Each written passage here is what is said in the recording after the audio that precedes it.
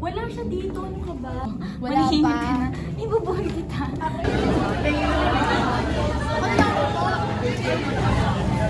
Ba't ganyan yung mga kinakain mo? Parang hindi healthy. Tapos yung ano, iniinom mo pa. Bakit? Sa'yo nga prito eh. Unhealthy rin kaya yun. Healthy kaya yung manok. Alam mo ba yun? Okay, class. Dismiss na. So, Ay, Diyos ko. Oh, saan na yung dalawa? Papunta na ako. Ay, nako.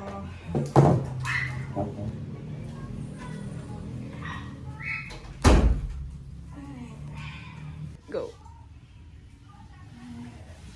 Ay, nako.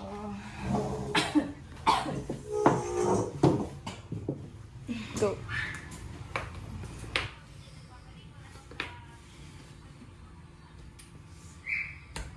Paya. sige, una na kami. Alis na kami. Ingat kayo. Bye-bye. Nakita ko kayo. Oo, malamang. Landi mo eh. Landi ka, girl. Miss Jess ka, no? Oh, buti oh. Taka na, boss. Kumain ka na. Oh. Ang ganda niya kaya. Sasabay ano. Pupormahan ko yun. Maghintay ka lang.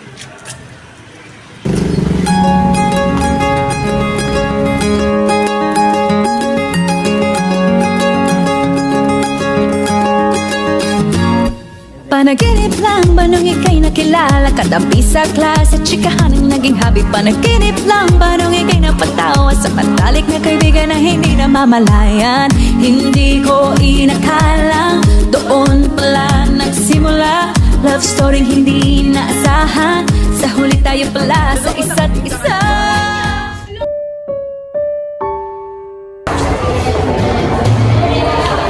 Wait lang. Ano yung bag mo?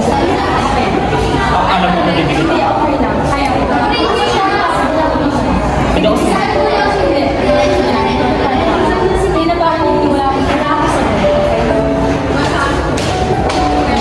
Kailan siya umiwas sa akin? Galit kaya yun sa akin?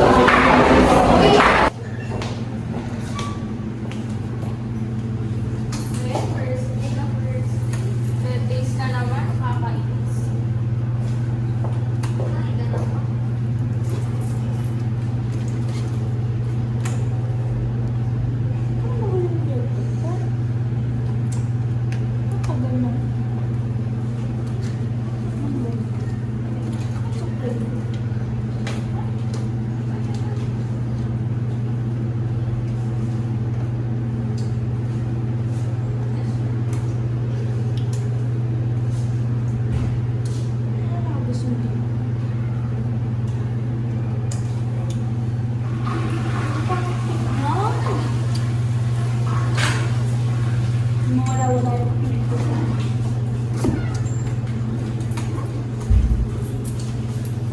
Kaka-graduate lang. May trabaho na agad.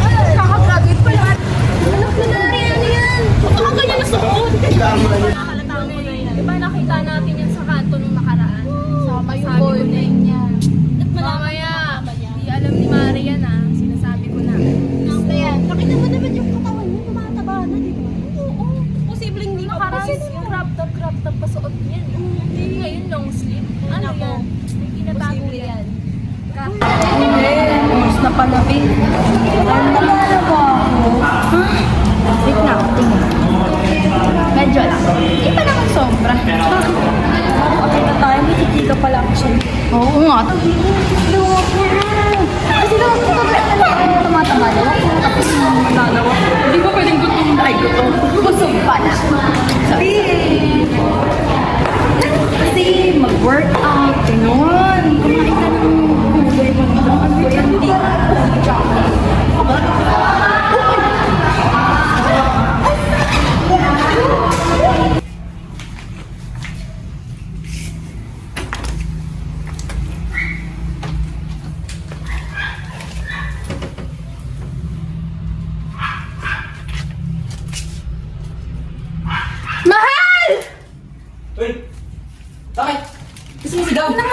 Nakita ko sa kwarto ng anak natin.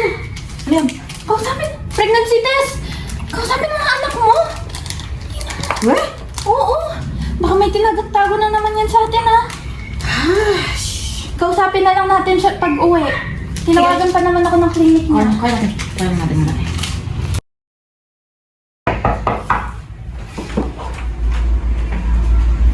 Oo, anak. Nakauwi ka na pala. Tinawagan ako ng clinic niyo. Kamusta na pala ang klase? Sige, merienda ka muna.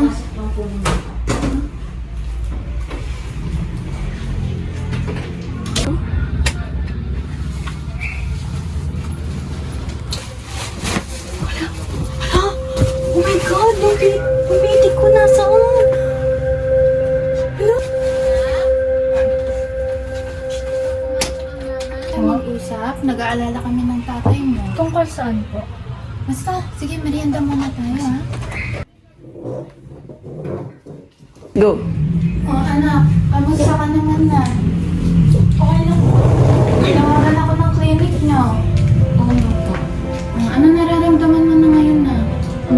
Okay naman po. Pero kanina kasi parang hihilo ko tapos parang susuka ganun. Parang Hihilo? parang kasi po ako. Nasuka ka? Hindi ko alam. Parang po, pero parang tatrangkasuhin lang naman po. Naglinis ka kanina sa kwarto mo. May gusto lang kami pag-usapan sa'yo, naka? Ano to?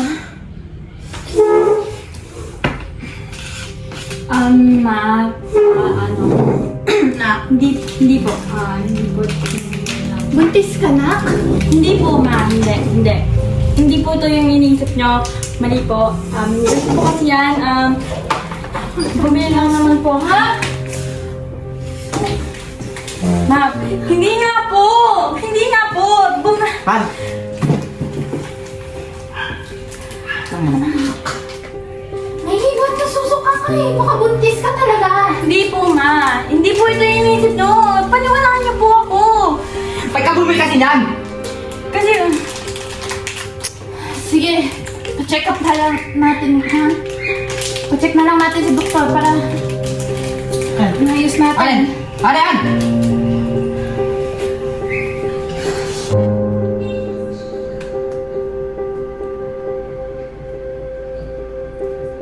reason talaga. Dok, ganito po kasi yun. Yung clinic po ng school ng anak namin tumawag sa amin ngayon. In-inform po kami na nahihilo siya, nagsusuka, kaya naisipan na po namin na ipa-check up po sa inyo. Tapos kanina kasi, narinig ng balita. Yung teenage pregnancy doon pala, tumataas na. Boyfriend po kasi. Ano kasi? Sabi ko sa kanya dati, mag-skailan lang siya. Tapos na yun, may boyfriend na siya. Tapos naglilinis po kami kanina. Nahanap po kami ng pregnancy test sa kanyang kwarto. Yung naisipan po namin na baka pregnant na po siya. Are you sure the pregnancy test is hers? Opo, nakita po namin sa kwarto niya at hindi na po nasabi sa amin. Did she use it properly? Hindi po. Hanap lang po namin siya. Lalang, hindi po namin. Hindi niya po sa amin sinado. Cut. Ano po yung symptoms na nararamdaman ng bata? Please, tell them.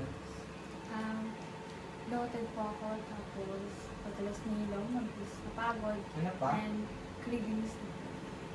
Ma'am, we can take a pregnancy test. Is it okay? Okay lang po siya. For assurance, we can take a pregnancy test right now. You can lead her to the bathroom.